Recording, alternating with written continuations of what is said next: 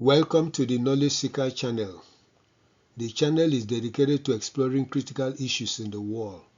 As such, the channel is not afraid to challenge existing beliefs and practices in order to contribute to the advancement of knowledge.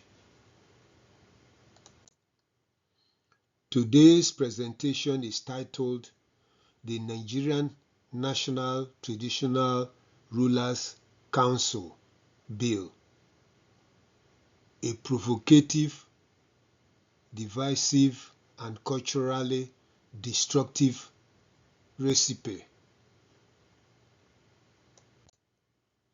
Introduction. If one carefully examines Nigeria, the individual is likely to end up drawing a conclusion that it is the ruling elites who are responsible for destroying the country in a selfish bid to get into power and/or retain power. Thus, Nigeria is a sad and unfortunate country in the sense that it is its ruling elite that have done everything possible to bring it down by their utterances, actions, and inactions due to selfishness and lack of patriotism. It might be necessary to point out some of the ways the ruling elites have devastated the country. 1. The ruling elites are responsible for tribalizing, regionalizing, and poisoning social relationships among Nigerians through ethnicity and religion. 2. They are responsible for violating the Constitution and the rule of law through acting arrogantly to impose their will on the people. 3.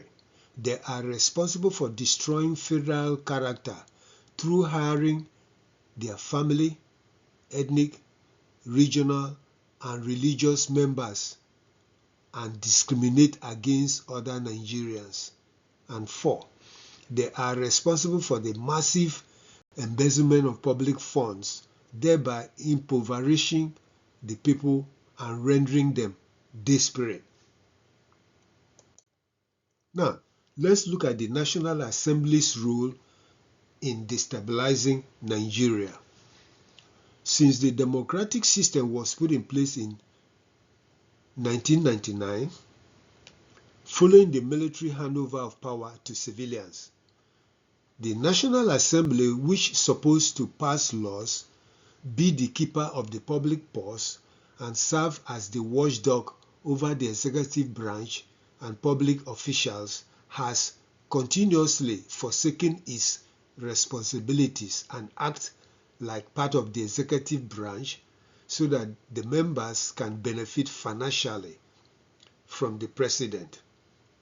Since then, his members have attempted variously to pass very controversial bills that were intended to benefit special interests rather than the general interest of Nigerians. Some of the controversial bills that the members of the House of Representatives and Senate have attempted to pass surreptitiously included the following. 1. The Cattle Colony Bill. 2. The Ruga Bill. 3. The National Water Resources Bill. And 4. The Indigenization Bill dealing with state of origin and the state of residence.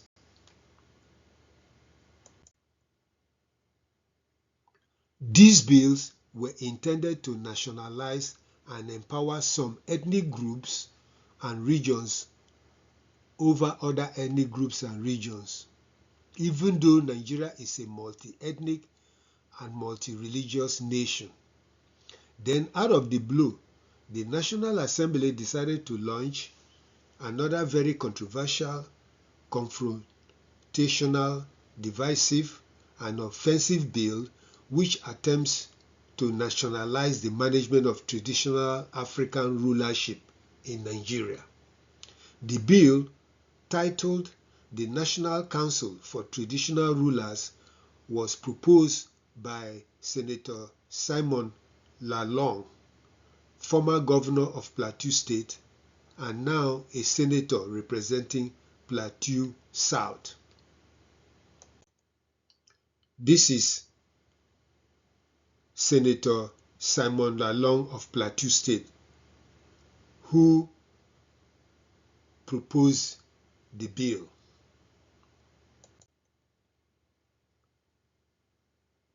Now, let's look at the National Traditional Ruling Council bill, the bill itself. Let's look at the bill itself. The bill was submitted in the Senate in 2024 and passed its second reading in March 2025. The bill is under consideration by the Senate Committee on Establishment and Public Service. The purpose of the bill, according to the author, is to streamline traditional rulers to strengthen, and I quote, governance architecture in Nigeria, and I unquote. While the effort to reposition traditional rulers is commendable, nonetheless, the clause which allegedly suggests that the Ooni of Ife and the Sultan of Sokoto should serve as permanent co-chairs of the National Traditional Rulers Council has stirred the hornet's nest. Why? Because they plan to enthrone the Ooni of Ife and the Sultan of Sokoto as permanent co-chairs of the council has many ethnic groups infuriated to openly oppose the idea of tampering with the traditional African governmental system in Nigeria. The Alabo Edi Abali of Kalabare, King Asari Dokubo, questioned the criteria used to nominate or choose the Ooni of Ife and the Sultan of Sokoto to serve as permanent co-chairs of the National Traditional Rulers Council in a country of more than 300 ethnic groups. This is the Ooni of Ife, one of the kings choosing to serve as a co-chair of the Traditional Rulers Council. This is the Sultan of Sokoto, the second person choosing to serve as a permanent co-chair of the Traditional Rulers Council. Now, let's see the controversy surrounding the National Traditional Rulers Council bill. King Dokubo rejected the plan by saying, and I quote, "The Sultan of Sokoto and the Ooni of Ife can never be my traditional leaders because I do not know them. It is only Nigeria that brought us together," and I unquote. Although Senator Simon Lalong denied including such a controversial clause in his bill, nevertheless, the damage has been done. Nigerians wondered about who included the clause that proposes to make the Ooni of Ife and the Sultan of Sokoto as permanent co-chair of the National Traditional Rulers Council in a country in which every ethnic group has its own traditional rulers. Let's see the implications of the insensitive and offensive clause in the bill. 1. It seems that the National Assembly is stepping into an area where it does not have the legal or cultural authority to do so. Why? Because traditional rulers in Nigeria are heads of traditional African governments of various ethnic and sub-ethnic groups. In most cases, the traditional rulers operate on a theocratic system which regards most of them as holding sacred positions that cannot be tampered with by secular authority. The kings queens, chiefs, princes, and princesses are beholden to their people and ancestors. Therefore, their positions cannot be politicized through the involvement of the National Assembly. 2. Nigeria has three kinds of governmental systems, namely the secular Nigerian government, the traditional African governments, and the Islamic Caliphate.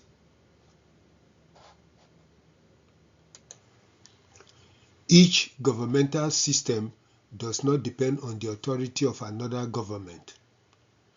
This means that the secular government of Nigeria does not have the legitimacy to interfere in the affairs of the traditional African governments, and vice versa. The same applies to the Sokoto Caliphate. 3. It would have been more appropriate if the traditional leaders had met and discussed the necessity of forming a National Traditional Rulers Council without the interference of the federal government through the National Assembly. The fact that the National Assembly is responsible for attempting to create a National Traditional Rulers Council shows that the effort is politically motivated by individuals and groups which want to control Nigeria at the expense of other ethnic groups. Why should the National Assembly pick those who are supposed to lead the Traditional Rulers Council? Why? 4.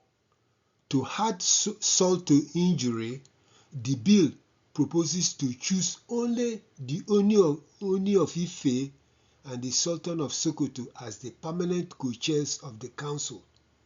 This means that the chair position cannot be rotated among the several traditional rulers in the country.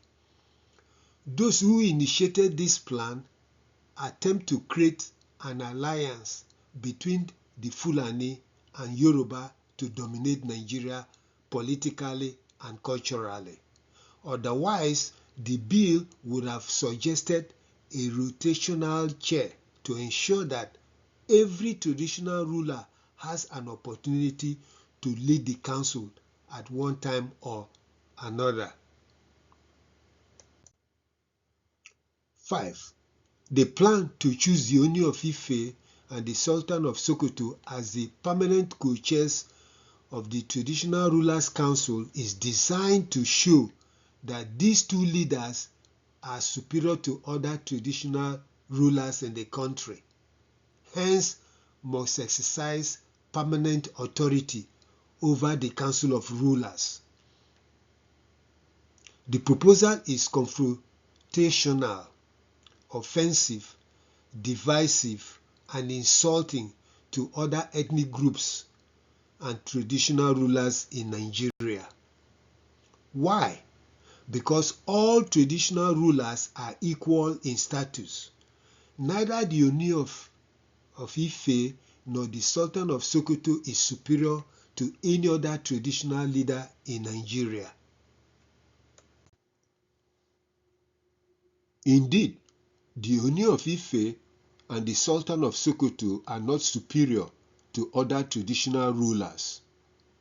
Thus, neither the Ooni of Ife nor the Sultan of Sokoto is superior in rank to the Oba of Benin, Obong of Calabar, Ata of Igala, Obi of Onitsha, Toftiv of Tivland, Akuka of Jonkun, Saif Magi of Magi, Long of Taro, Gbongwon of Berom, Ochi of Idoma, Hama Bachama of Bachama, Gbenemene of Ogoni, Obon Ikpaisong of Ibibio, Obanoban of Ogbea, Obenibe of Epiatisa, the Ezes in Igbo land, Ntui Fam Etek of Ekoi, Ovie or Odio Ologbo of Isoko, Olu of Isokiri, Ovie in Urobo, the Iyenwe Alays in Ikwere land, the Perez,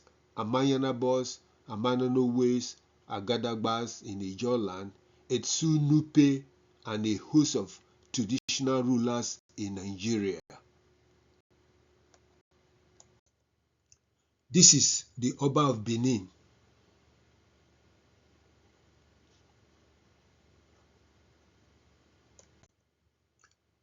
This is the paramount ruler of Tiv in the Middle Belt and is referred to as Tor Tiv.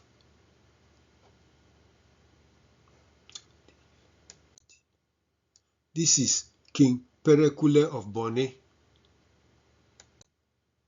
This is the Obi of Onitsha, the Obong of Calabar, the Aku Uka of Junkun,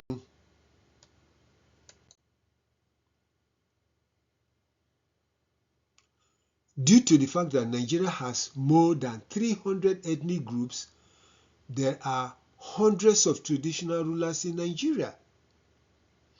Some ethnic groups have a single supreme leader like the Edo, Efik, Igala, Ishekri, Junkun, Nupe, and so forth, while other ethnic groups have multiple rulers.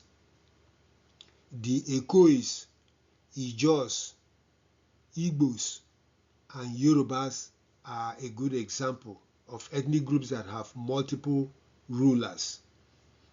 Indeed, no traditional ruler is superior to another, since each traditional leader occupies a sacred position in his or her ethnic nationality or kingdom. Therefore, it is bewildering that the National Assembly bill wants to impose the Ooni of Ife and the Sultan of Sokoto as permanent co-chairs of the National Traditional Rulers Council. Now, let's look at the Sultan of Sokoto. In fact, the Sultan of Sokoto is not a traditional ruler. The saddest and unfortunate part of the proposed selection of only the Ooni of Ife and the Sultan of Sokoto is that the Sultan is not a traditional African ruler, while the Ooni of Ife is. So there is a big difference between the Ooni of Ife and the Sultan of Sokoto. A traditional ruler in Nigeria is any individual who is the head of a traditional African government. A traditional African government operates at the ethnic and sub-ethnic levels of society. Traditional African rulers in Nigeria subscribe to their ancestral, cultural, and religious beliefs and practices. The Sultan is the head of an Islamic government, which is known in Nigeria as the Sokoto Caliphate. He is not a traditional ruler. This is the Sultan Muhammadu Saad Abubakar, the Sultan of Sokoto, the head of the Sunni Muslims in Nigeria. The Sultan of Sokoto is the political and religious head of the Sokoto Caliphate of the Islamic religion. Islam is not an indigenous religion in the Nigerian region of West Africa. The Sultan subscribes to Islam, which is based on Arab culture. Thus, the Sultan of Sokoto is like the head of the Roman Catholic Church or Anglican Church or the Methodist Church in Nigeria. If the heads of the Roman Catholic, Anglican, Methodist, and other Christian churches are not considered as traditional African leaders, then the head of the Sokoto Caliphate and the Emirates cannot be considered as traditional African rulers. Thus, The Sultan and the emirs are not traditional African rulers because they do not subscribe to the indigenous African political, cultural, and religious systems. If the Senate of the National Assembly treats the Sultan of Sokoto as a traditional African ruler, then the Senate must also consider the heads of the Catholic Church, the Anglican Church, Methodist Church, and other churches also as traditional rulers.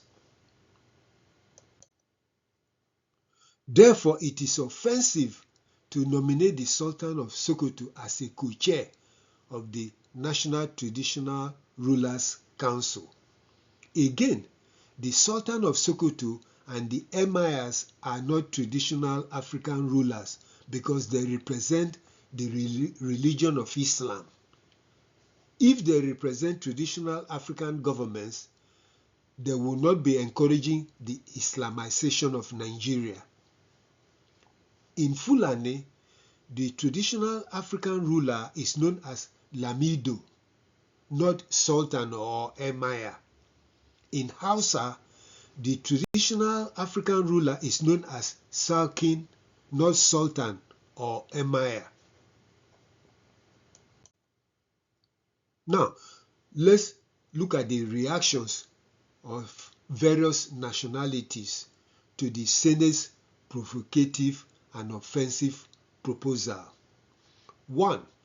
The Hausas, who are the most populous ethnic group in Nigeria, but are also the most colonized, marginalized, and deprived, reacted through the concerned Hausa stakeholders who said, and I quote, "This bill is ethnically biased, historically misleading, and constitutionally indefensible. Nigeria is not a two-ethnic federation of Fulani and Yoruba. It is a multi-ethnic republic where equal representation, historical truth, and federal character must be respected. To recognize only the Sultan of Sokoto and the Ooni of Ife is a deliberate marginalization of other Nigerian civilizations." And I unquote. 2. The Apex Igbo socio-political organization, the Ohaneze, reacted by stating, and I quote, "The Senate in this vein has failed in its capacity as the highest legislative carrier and custodian of the nation's democratic mandate. This bill is not only inequitable, discriminatory, and ethnocentric, it is equally distasteful, reprehensible, and objectionable. It lacks all the ethical considerations, objective metrics, and unbiased categories for national unity and social justice in a pluralist nation state like Nigeria." Unquote. The Ijaw National Congress reacted to the offensive proposal by saying, and I quote, "No traditional ruler from another tribe or religion is superior to another. The National Assembly should step down the provocative and dehumanizing offensive bill that will cause a serious rift and breach of peace in Nigeria. It is a highly insensitive and dangerous bill." And I unquote. 4th, the Edo people, through the Ogbaka Edo group, reacted to the Senate's provocation by stating, and I quote, "This ill-conceived and historically unjustifiable proposal is not only logically flawed, but also provocative, divisive, and culturally offensive. It represents a blatant attempt to institutionalize supremacy where none exists and to exploit pass protocols of convenience wherein certain decisions are made and certain actions taken for the sake of political expediency. The Benin people, anchored in centuries of cultural pride and historical sovereignty, vehemently reject any move that seeks to subordinate the imperial and highly revered throne of the Oba of Benin to any other traditional or religious authority under the guise of national unity or representational balance, and I unquote. And fifth, Luka Biniyad, the spokesperson for the Middle Belt Forum, made it clear by, and I quote, declaring unequivocal opposition to a clause in the National Council for Traditional Rulers of Nigeria bill that would make the Sultan of Sokoto a permanent co-chairman of the proposed national body, and I unquote. Mr. Biniyad refers to the bill as a grievous insult. Let's look at the Unnational Assembly. I refer to the National Assembly as the Unnational Assembly. Like everything else, it seems that whatever any individual or body associated with the Nigerian government touches, the thing turns from good to bad. Hence, anything the National Assembly touches seems to turn upside down. Otherwise, why would any senator in the National Assembly suggest an inclusion of a clause that allegedly makes the Ooni of Ife and the Sultan of Sokoto as permanent co-chair of the National Traditional Rulers Council in a multi-ethnic nation with more than 300 nationalities? Moreover, to make an Islamic leader as a traditional African ruler is actually insulting and offensive. Recommendations. The following recommendations are made to rectify the situation. 1.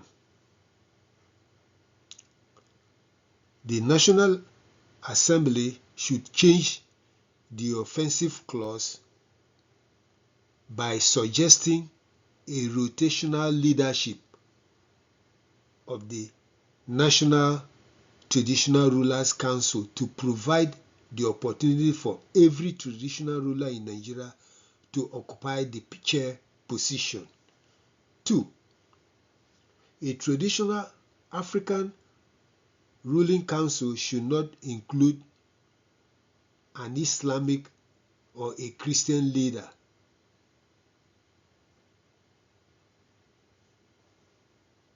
3. Possibly completely scrap the bill, since there are more pressing issues in the country today that require the proactive action of the National Assembly.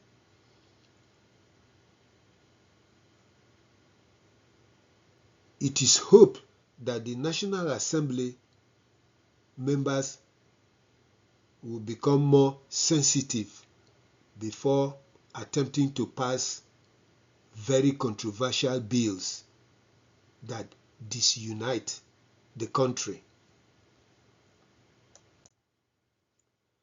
Thank you for listening to this presentation. Please subscribe to the channel.